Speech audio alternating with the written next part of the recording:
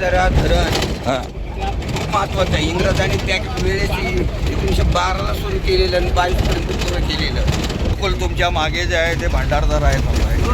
नाही आता पुढे गेट सोडलं होतं. अच्छा. पाणी किती गेट उघडले होते काल? एक कालाचा गेट एक वरतून संपत आलंय ते. सांडोळा संपला, वरचे 2 पाईप संपले आणि तळाचा शेवटचं गेट ते सोडलं. आणि मग हे शेवटचं आवर्तन या वर्षातलं. आणि मग आता ते करणार नाही. आता सोडणार नाही. पहिला पाऊस पडला ना जूनला, जर खरोखर सुरू झाला ना ते 8-10 दिवसामध्ये धरण भरतं. कारण जो बाजूनं डोंगर आहेत सगळं पाणी. कॅचमेंट एरिया खूप चांगला आहे. आता चारी बाजूला डोंगर असल्यामुळं कॅचमेंट एरिया भरपूर आहे. ते असतं त्याची काही काळजी नाही. तुम्ही वनरन निघून गेले तरी चालेल.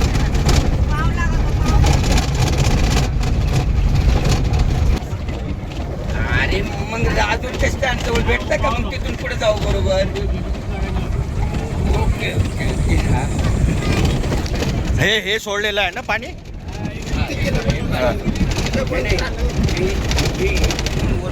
सोडतात ना असा मोठा धबधबा त्यांच्यासाठी सगळे पर्यटक. आणि ते काजवा महोत्सव वगैरे, ते बोर्डा वगैरे.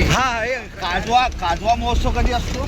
तोच ना आता 7 जूनच्या सुमारास. थोडं असा मुलगा तो गुंगाट पाहायला लागला का तेवढ्या वेळात तयार होतो. अरे काजवा महोत्सव किती दिवस चालतो?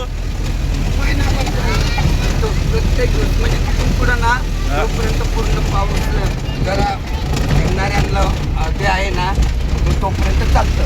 नाही मग काजवे दिसतात का तेवढे? अरे बापरे. किती दिवस? 1 महिना? नाही खूप मोठा पाऊस जो सुरू होतो ना त्यावेळेस तोपर्यंत म्हणजे अगोदर थोडंसं मोकळं असायला पाहिजे.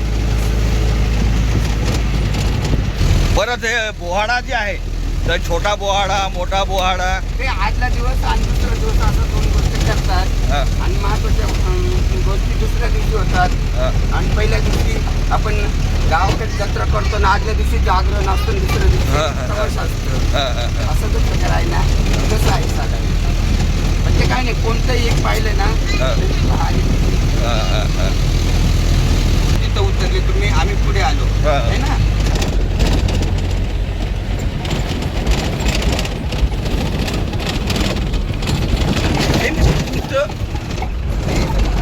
हा आपला निसर्ग, हे आपलं रान आणि याच्यावर जगलेला जीव एवढीच गोष्ट असते.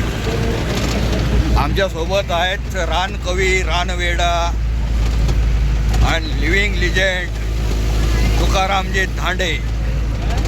आणि त्यांची कविता ह्याच निसर्गामध्ये फुललेली आहे, बहरलेली आहे. त्याचं पूर्ण बीजारोपण इथेच झालेलं आहे.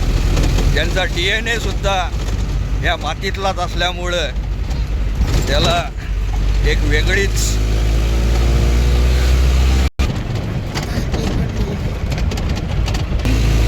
इंग्रजांनी दिलेली नाव आहे. तो म्हणजे सांडोळा. ज्यावेळेस पूर्ण धरण भरतं ना त्यावेळेस तिथं सुरू केलं जातं. आणि खाली असे धबधबे तयार होतात ना इथे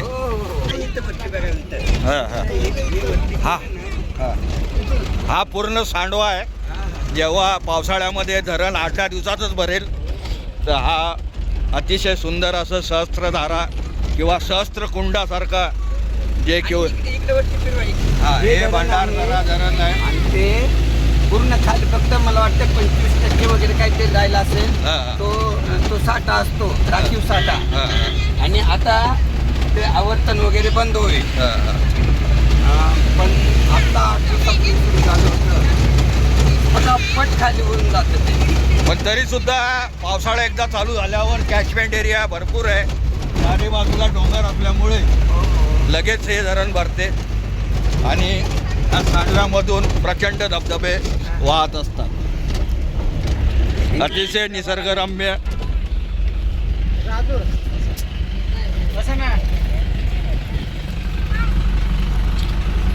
जाऊ शकतो. क्या बात. म्हणजे पुण्याला जायचं, नगरला जायचं, हा. तिकडे तुमच्याकडे यायचंय, हा. इकडे मुंबईला जायचंय हा. आणि इथे त्या गाड्या उपलब्ध असतात. तिकडे आलो ना घोटीपर्यंत गेलो की मग गेलो म्हणजे main junction Ghoti, Igatpuri main. ते रिक्षाने जातात. आणि नाही, मुंबईला जात असलं कसारा पण जवळ असेल ना. हो, कसारा किती किलोमीटर आहे? कसं एकदम जवळ आहे, पण तो पूर्ण घाट आहे हा. आणि तिथं